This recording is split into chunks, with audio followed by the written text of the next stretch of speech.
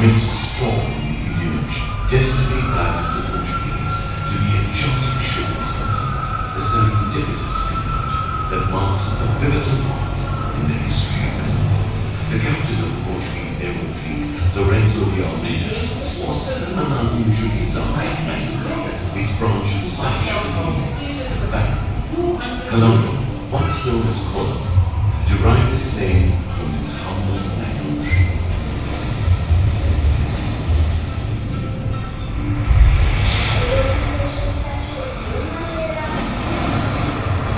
Long before the arrival of the Portuguese, Colombo was a vibrant trading city, drawing merchants from distant lands, Arab, Persian, Bengali, and Chinese.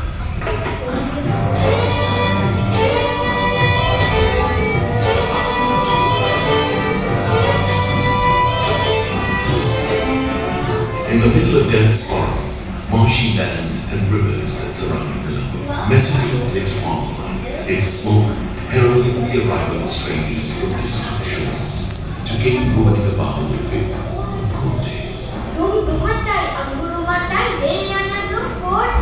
Reports of the newcomers reaches the king's court. Diego, a very good race, clad in iron, has landed from our shores. They are eating white rock and drinking gold, trading gold from their trees, and their violence seem out of this world.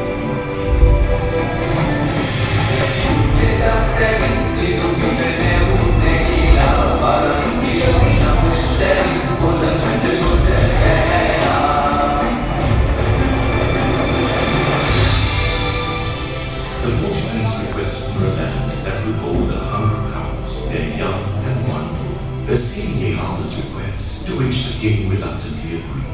Colon Lake, from the bygone era of Colombo, was spread out as a great lake, endowed with landmarks such as Beacon Cinema Hall, Colombo Fort, and the railway station. There arose a formidable fortress with 12 barracks. Inside there were churches, hospitals, and grand villas.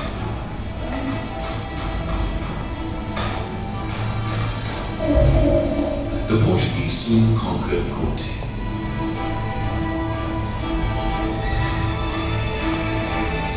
But against them stood one young prince, Prince Tigre, known to be born for war.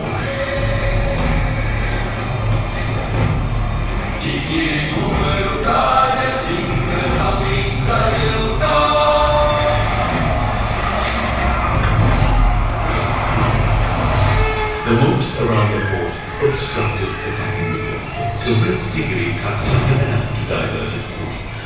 Today, it is known as San Sebastian Canal. Prince Tigre was a formidable fighter against the Portuguese powers. Prince Tigre besieged the fort, forcing the starving inhabitants to eat the trapped cats. In 1656, King Bartolomeo II took the help of the Dutch to eradicate the Portuguese power that Prince had confined to Colombo Fort. The departure of the Portuguese and the arrival of the Dutch was said to be like trading ginger for cheap. The VOC logo appeared on Dutch buildings and roofs. Houses with arched ledges, straws and mortars came to Colombo. The Roman Dutch law came to Sweden. At that time, a Dutch church built on grounds where wolves roamed was called Wolfendaal. A Dutch engineer named Beer built a channel to drain the water from Colon Lake. Since then, Colon Lake became Ben.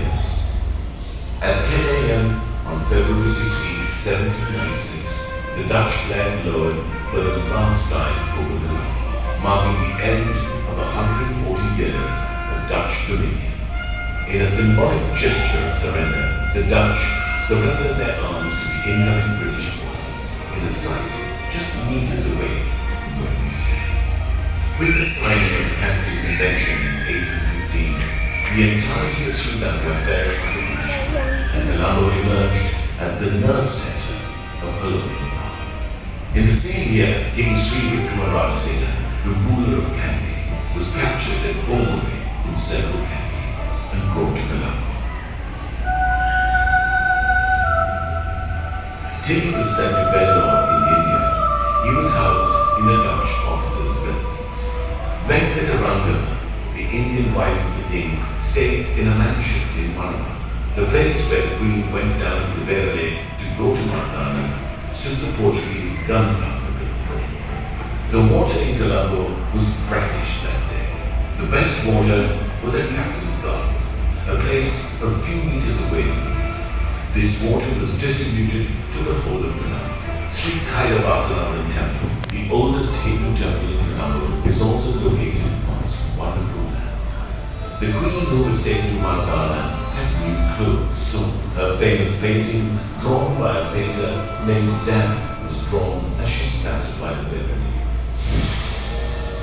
The British, who revolutionized the country's road sector, built a road from Colombo to Manama.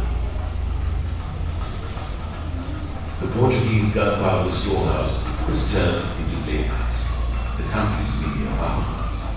The road next to this was called Macallan Road. Today, it is called D.R. Vijayawardena. Mr. D.R. Vijayawardena brought the last Lankan flag from England and published in his newspaper for recognition. Inspired by this, the national flag of Sri Lanka was born. In the place where the last king was housed stood one of Sri Lanka's highest buildings, named Arkasakari, while in the place where the queen was taken by a boat, today stands the tallest building in South Asia. And amidst the throng of daily life, as a beacon of harmony and joy, a place where the threads of history weave a unique story of unity, diversity, and a resilience of Colombo